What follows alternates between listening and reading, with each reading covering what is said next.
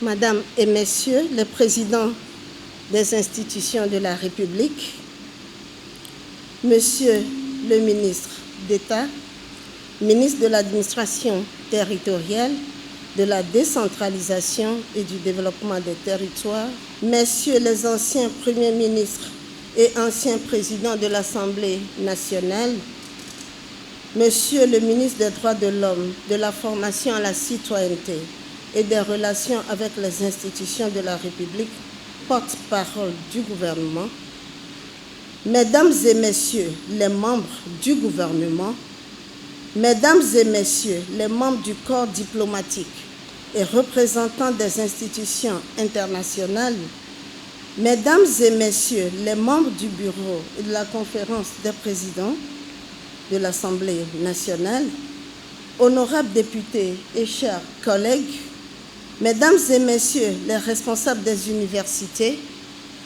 Messieurs les préfets, Mesdames et Messieurs les maires, vénérés chefs traditionnels, autorités politiques, administratives, religieuses, militaires et traditionnelles, Mesdames et Messieurs les chefs de service de l'administration parlementaire, Mesdames et Messieurs les professionnels des médias, chers étudiants et étudiantes, distingués invités, Mesdames et Messieurs. Ce mardi 7 mars 2023, souffle un vent nouveau ici sur l'Assemblée nationale. La cérémonie de ce jour, loin d'être un rendez-vous classique dans notre cycle parlementaire, alternant ouverture de session et clôture de session, s'est transformée en une grande rencontre où nous avons la joie d'accueillir un plus grand nombre de nos concitoyens, principalement ceux de notre capitale, Lomé. Nous avons l'heureuse occasion de procéder ce jour à l'ouverture solennelle de la première session ordinaire de l'année 2023, conformément aux dispositions de l'article 55, alinéa 2 de la Constitution. Rendons grâce à la divine volonté qui nous donne la vie et nous permet de nous retrouver. Permettez-moi, distingués invités, de vous exprimer toute ma reconnaissance pour votre présence à cette cérémonie. Nous vous remercions de vous être donné du temps, malgré vos multiples occupations, pour assister à cette cérémonie solennelle marquant la rentrée parlementaire. Je voudrais donc souhaiter à toutes, à tous et à chacun une fraternelle et chaleureuse bienvenue. Je voudrais ici, comme cela a été annoncé, faire une mise en lumière spéciale à notre jeunesse estudiantine présente pour partager avec la représentation nationale la solennité du moment. Et je voudrais vraiment que toute la représentation nationale et tous les invités puissent acclamer cette jeunesse estudiantine qui est à nos côtés ce matin et qui a vraiment donné à cette cérémonie une allure de fête. Soyez les bienvenus. Distingués invités, Mesdames et Messieurs, dans sa mission régalienne de voter la loi, tout en contrôlant également l'action gouvernementale, l'Assemblée nationale connaît une vie rythmée par 2 périodes de session ordinaire et 2 autres dites d'intercession. L'intercession, commencée le 1er janvier de cette année, se referme ce jour avec l'ouverture de cette première session ordinaire de l'année 2023. Et nous devons admettre qu'elle a été riche en événements. Que retenir de cette intercession?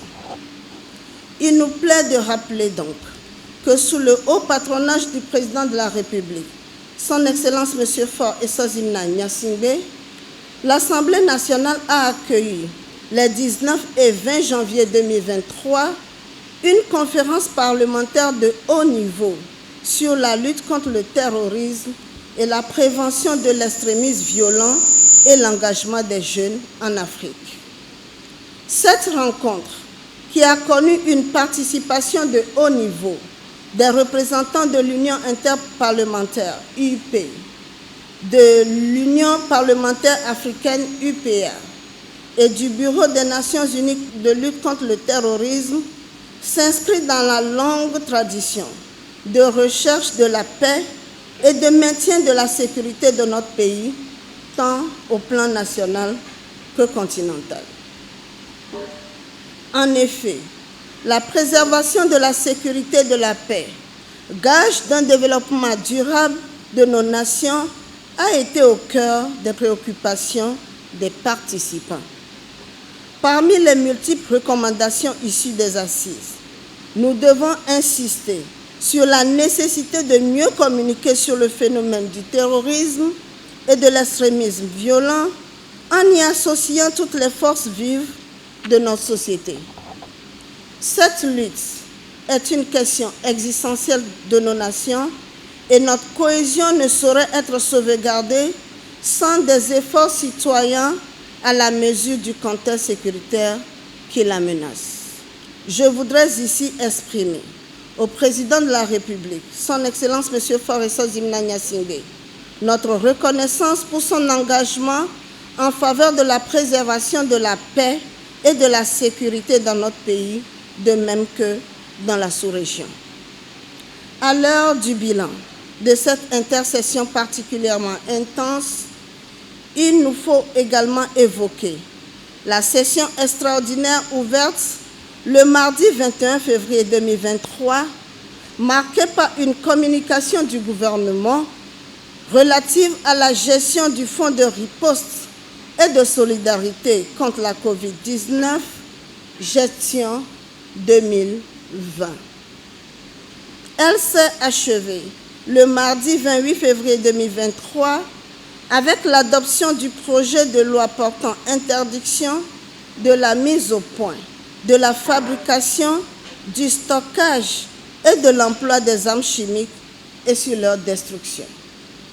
Les travaux de cette session extraordinaire, qui a connu une forte participation des collègues députés, ont été empreints d'un esprit de dialogue et d'écoute, deux aptitudes essentielles à la vie démocratique. Honorables députés, chers collègues, l'histoire de la 6e législature s'écrit progressivement, sans répit, mais sûrement. Nous nous retrouvons ce beau jour dans la pure tradition de l'institution parlementaire pour poursuivre notre mission de représentation du peuple. À ce jour, nous avons 24 projets de loi déposés par le gouvernement sur le bureau de l'Assemblée nationale. Le calendrier des 4 prochains mois est donc déjà bien rempli et appelle à une production de qualité dans l'intérêt de notre nation. J'invite les commissions permanentes à travailler d'arrache-pied pour examiner tous les dossiers en instance, sachant qu'il n'est pas exclu que le Parlement soit saisi ou se saisisse lui-même à tout moment de tout dossier d'intérêt majeur pour notre nation. Je compte sur la détermination et la contribution de nous tous pour relever ce défi. L'Assemblée nationale fait un travail immense et aujourd'hui, nous avons les acteurs, ceux qui font chaque jour la loi ici dans la salle, et je voudrais, avec votre contribution, pouvoir les honorer à l'occasion de cette ouverture de séance.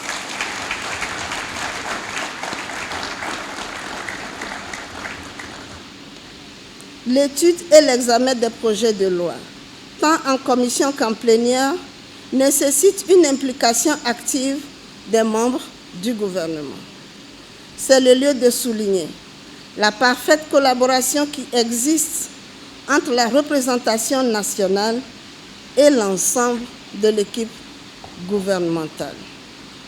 Sur un tout autre plan, nous allons poursuivre la modernisation de notre institution pour refléter les aspirations de la société tout en veillant au maintien de la tradition parlementaire. Face à cet impératif mutationnel, nous avons entamé la construction d'un pavillon annexe avec en son sein une salle polyvalente de 500 places, rendant ainsi l'Assemblée nationale plus ouverte, plus accessible et plus accueillante. Enfin, sur le plan de la diplomatie parlementaire, nous continuerons à apporter notre contribution à la recherche de solutions concertées et durables dans le cadre de nos rencontres interparlementaires. Distingués invités, Mesdames et Messieurs, cette nouvelle année constitue également une nouvelle ère pour le Togo avec des réformes en cours dans plusieurs secteurs socio-économiques pour soutenir la force de création et libérer le génie togolais.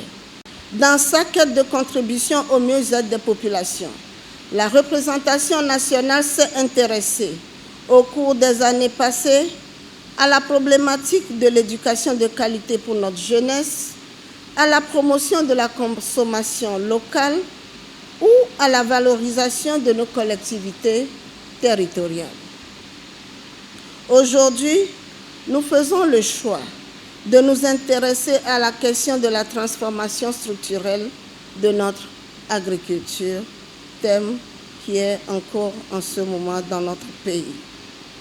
En effet, depuis une décennie, il est connu de tous et annoncé que l'agriculture sera le moteur de la croissance en Afrique.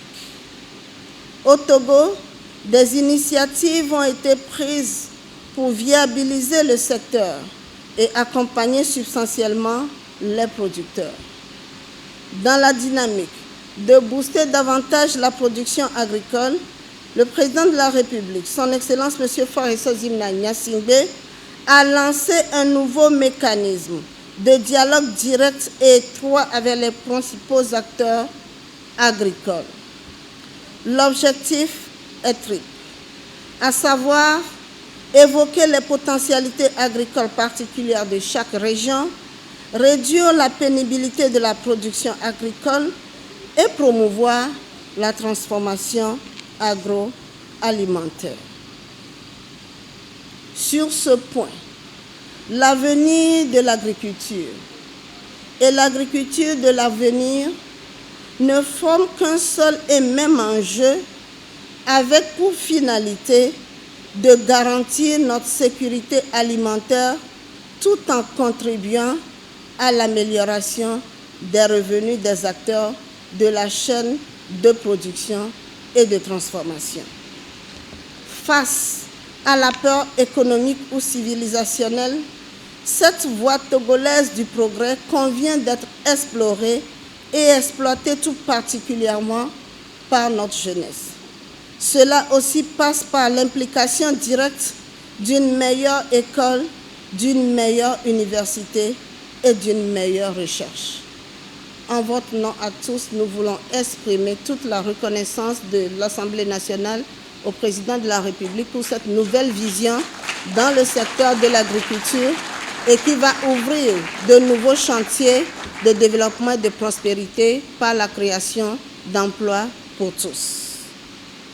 Distingués invités, Mesdames et Messieurs, avant de clore mon propos, j'adresse particulièrement ma reconnaissance à Monsieur le ministre d'État, chargé de l'administration territoriale, qui, après avoir conduit la délégation gouvernementale lors de la session extraordinaire, est encore ce jour à la tête d'une autre délégation gouvernementale, signe, s'il en était encore besoin, de la grande confiance placée en lui.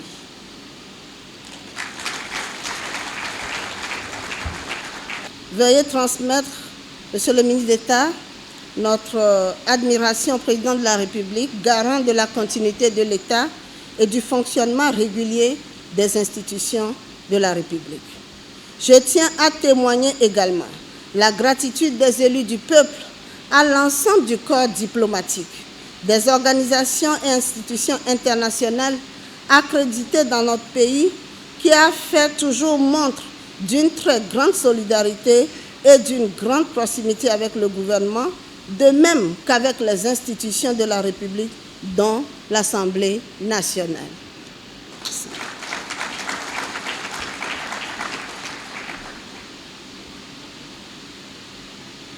À la veille du 8 mars, la célébration de la Journée internationale des droits des femmes, je voudrais ici saisir l'occasion pour féliciter toutes les femmes qui sont dans la salle et toutes les femmes togolaises pour leur rôle de bâtisseur de la famille et de la société.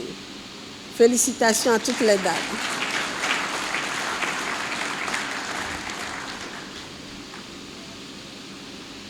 Je nous encourage à saisir toutes les opportunités pour assurer à la femme togolaise son plein épanouissement.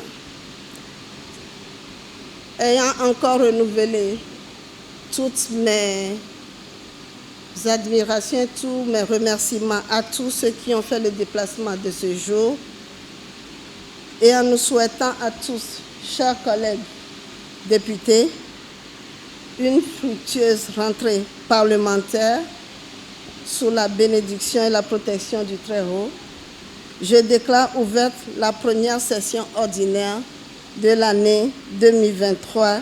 Que Dieu bénisse le Togo et toutes les nations du monde. Je vous remercie.